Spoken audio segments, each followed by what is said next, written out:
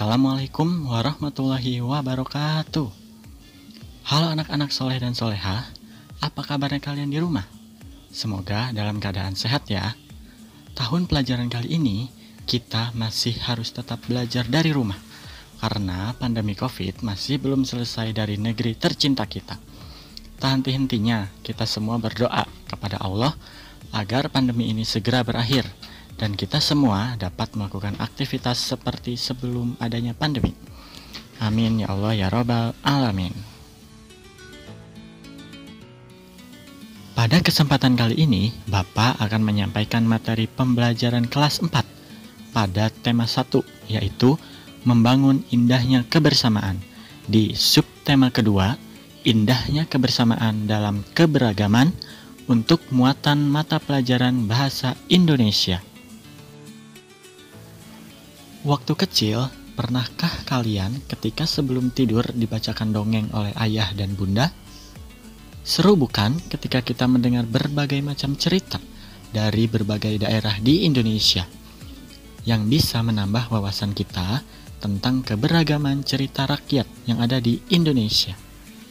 Cerita rakyat adalah cerita turun-temurun yang dipercaya oleh masyarakat suatu daerah, yang juga bisa menjadi asal-usul nama tempat atau nama daerah yang dipakai hingga saat ini. Di dalam cerita rakyat biasanya tersimpan pesan-pesan moral untuk para pembacanya atau pendengarnya. Berikut, Bapak akan memberikan 10 cerita rakyat dari berbagai daerah di Indonesia, beserta pesan moral yang terkandung di dalam cerita tersebut. Kalian simak ya.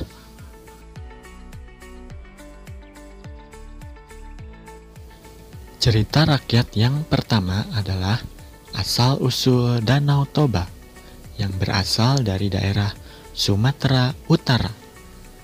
Pesan yang terdapat dalam cerita ini adalah kita tidak boleh menyia-nyiakan kepercayaan orang lain serta mengingkari janji yang telah kita buat. Cerita rakyat yang kedua adalah Malin Kundang, berasal dari daerah Sumatera Barat.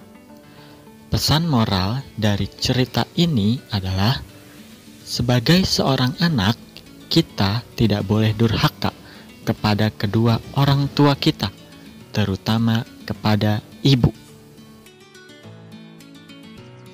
Cerita rakyat selanjutnya adalah legenda Gunung Tangkuban Parahu yang berasal dari daerah Jawa Barat.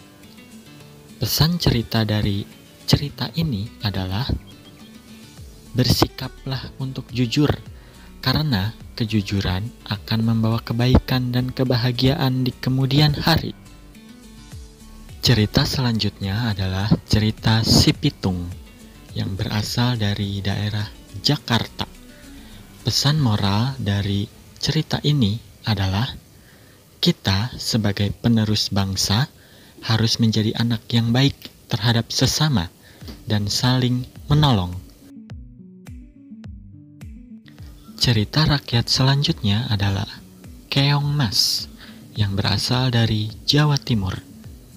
Pesan moral dari cerita Keong Mas adalah orang yang iri hati akan merasakan kekalahan dan kehancuran di kemudian hari, karena kebenaran akan mengalahkan kebatilan atau kejahatan. Cerita selanjutnya adalah Lutung Kasarung, berasal dari Jawa Barat.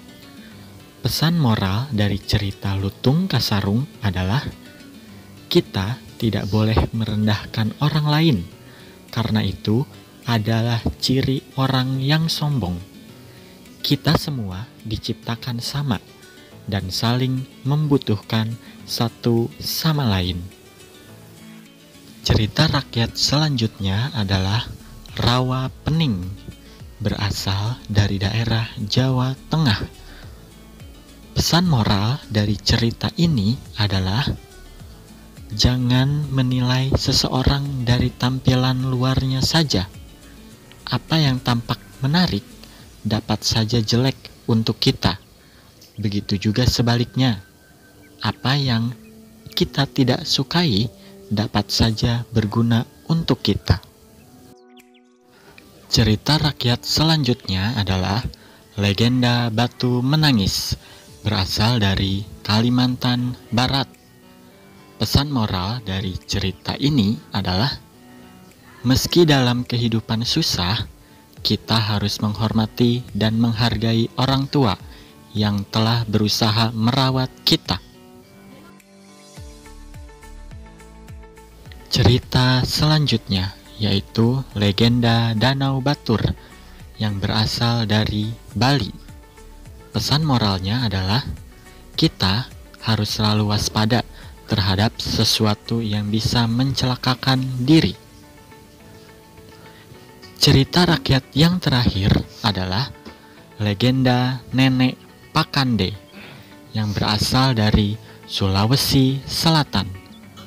Pesan moralnya adalah, yakinlah bahwa kebaikan akan menang, dan belajarlah untuk memaafkan kesalahan orang lain, walaupun kesalahan itu sangat menyakitkan.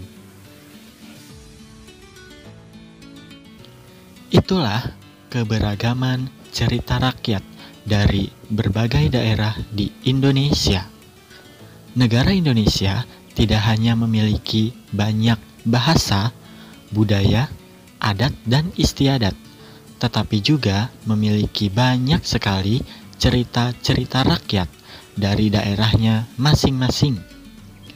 Kita sebagai generasi muda harus tahu cerita-cerita rakyat Indonesia agar kelak kita bisa menceritakannya kembali kepada adik-adik kita. Sekian penjelasan dari Bapak, semoga kalian dapat mengambil manfaatnya. Tetap jaga kesehatan, tetap patuhi protokol kesehatan. Stay safe, stay healthy. Terima kasih. Wassalamualaikum warahmatullahi wabarakatuh.